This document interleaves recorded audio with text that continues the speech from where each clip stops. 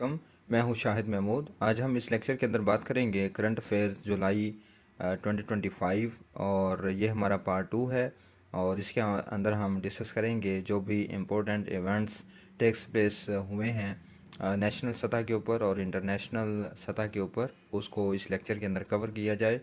आइए इस वीडियो का हम आगाज़ करते हैं। सबसे पहली जो डेवलपमेंट हमारे पास आती है that comes from Elon Musk, जिसने यूएस के अंदर एक नई पॉलिटिकल पार्टी को लॉन्च करने का ऐलान किया है और इसका नाम इन्होंने रखा है अमेरिका पार्टी।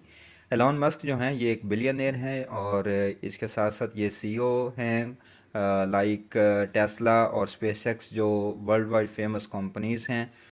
इसके बाद पाकिस्तान जो हैं वो नॉमिनेट करता है शेख आसमा अल थानी को as a brand ambassador for its mountains and tourism.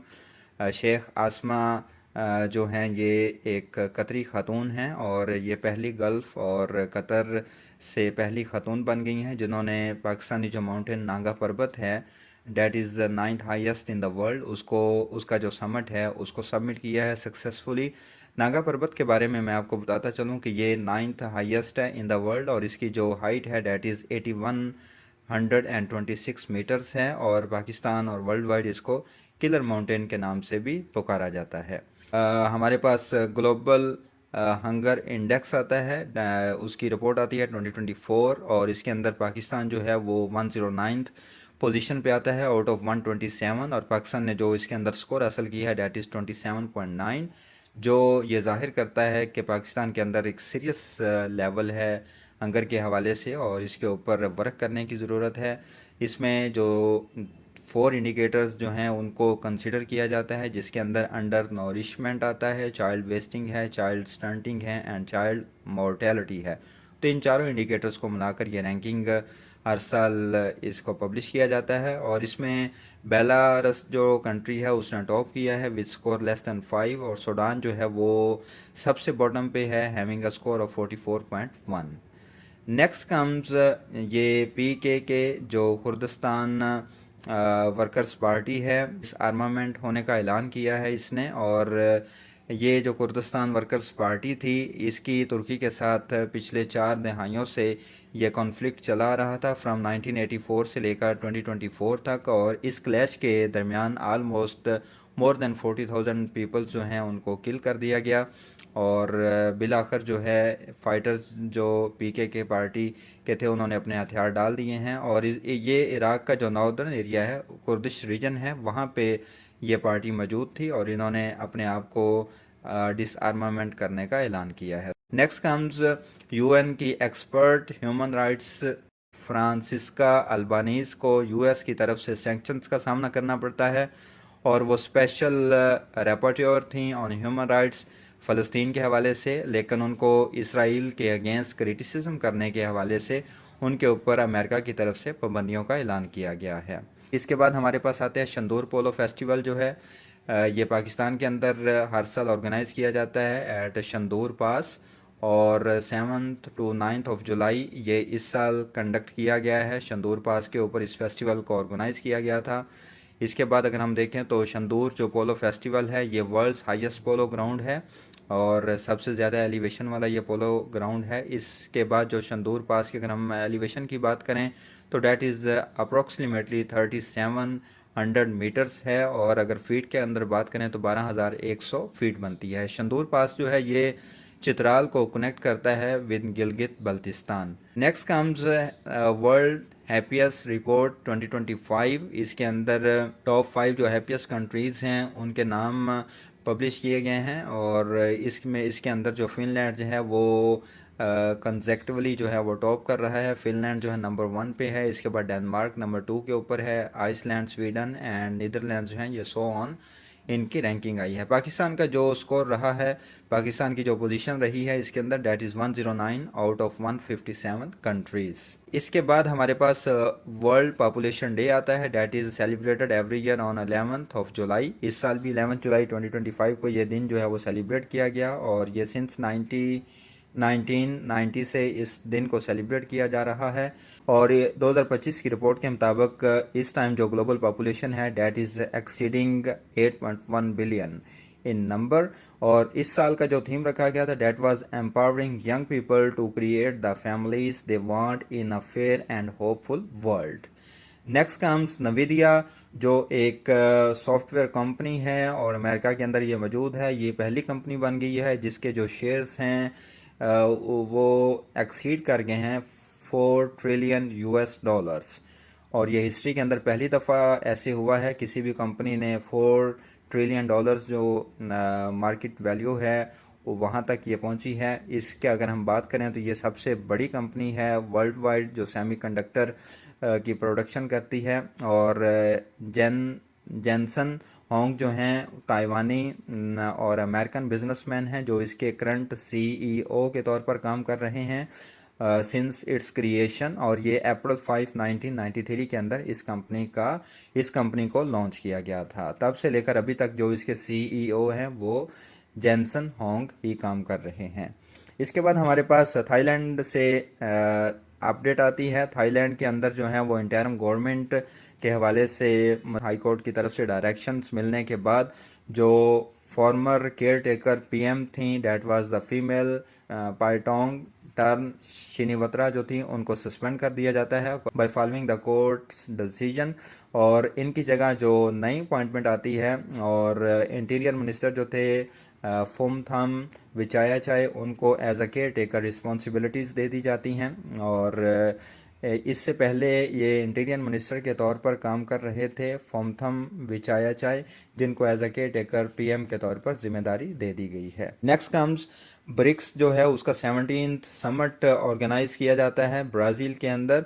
और 6 से 7 ऑफ जुलाई ये समर जो है इसको होस्ट किया गया बाय ब्राज़ील की तरफ से। और इसके अंदर 11 जो लार्जेस्ट इमर्जिंग इकोनॉमीज हैं फ्रॉम द वर्ल्ड उन्होंने पार्टिसिपेट किया और वहाँ पे जॉइंट डेक्लेरेशन किया गया of the 17th BRICS summit. और ये ब्राज़ील के शहर रियो डी जनेरियो के अंदर इसको ऑर्गेनाइज किया गया था। इसके हवाले से अगर हम देखें तो इस साल का जो थीम रखा गया था that was strengthening global south cooperation for more inclusive and sustainable governance. इससे पहले ब्रिक्स का जो नाम था डेट वाज ब्रिक। और 2010 के अंदर साउथ अफ्रीका ने जब इस ग्रुप को ज्वाइन किया तो ब्रिक्स से इसका नाम तब्दील करके ब्रिक्स रख दिया गया था। तो इस बात को भी आपने अपने माइंड के अंदर रखना है। एग्ज़ाम पॉइंट ऑफ व्यू के हवाले से ये इंपॉर्टेंट है कि साउथ अफ्रीका ने कब ब्रिक को ज्वाइन किया। इसके बाद हमारे पास डेवलपमेंट आती है पाकिस्तान के अंदर फर्स्ट प्लास्टिक रोड जो है वो उसका आगाज़ किया जाता है, उसकी इनॉग्रेशन की जाती है।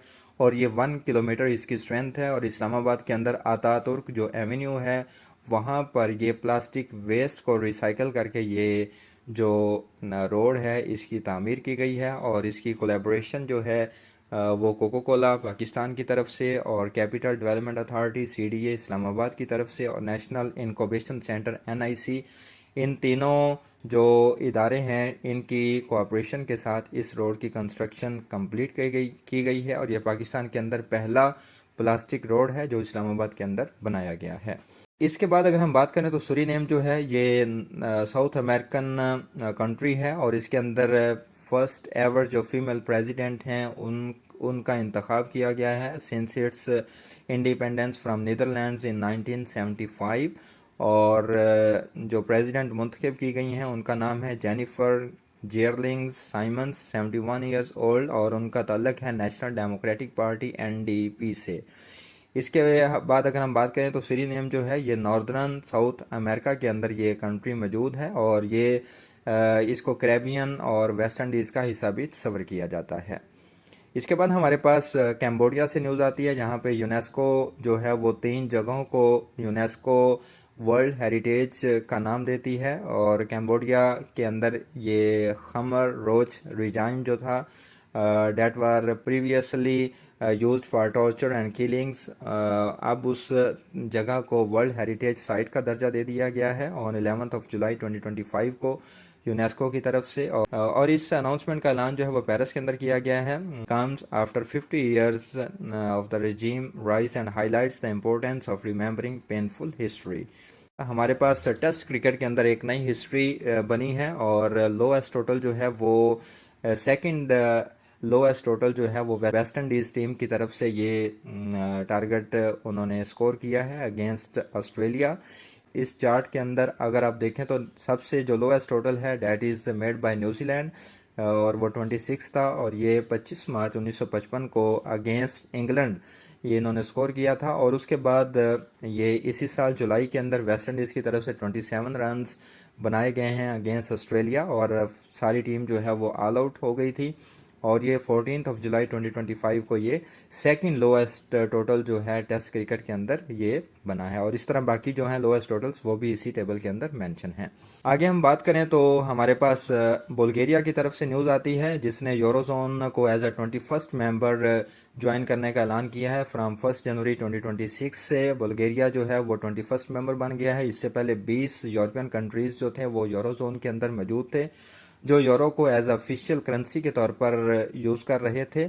और बुल्गारिया की जो ये यूरोजोन को ज्वाइन करने से पहले जो करेंसी थी डैट वाज लीव, और यूरोजोन को ज्वाइन करने के बाद इसकी अब ऑफिशियल करेंसी जो बन जाएगी from 1 January 2026 say that will be euro. European union के अंदर 27 कंट्रीज़ हैं, जिसमें से 20 कंट्रीज़ जो हैं वो यूरोजोन का हिस्सा हैं, और इस यूरोजोन को ऑफिशियली यूरो एरिया भी कहा जाता है। और ये तमाम जो 20 कंट्रीज़ हैं ये यूरो को एज ऑफिशियल करेंसी इस्तेमाल करते हैं। इसके बाद अगर हम देखें तो हमारे पास इंग्लैंड के अंदर टेनिस टूर्नामेंट जो विंबलडन 2025 है उसको ऑर्गेनाइज किया गया, और इसके चैंपियंस जो हैं वो इस टेबल के अंदर मेंशन किए गए हैं, जिसके अंदर मेन सिंगल्स जो हैं डैट इज़ जैनिक सिनर जो हैं फ्रॉम इटली ये विनर ठहरे हैं। इसके बाद वोमेन सिंगल्स की अगर हम बात करें डैट इज़ ईगा सेवातक जो पोलैंड से हैं, और इसी तरह मेंस डबल्स, वोमेंस डबल्स और मिक्स डबल्स के यहाँ पे जो चैंपियंस हैं उनके नाम मेंशन किए गए हैं। इन सबको एग्ज़ाम पॉइंट ऑफ व्यू से याद करना इंतहाई ज़रूरी है।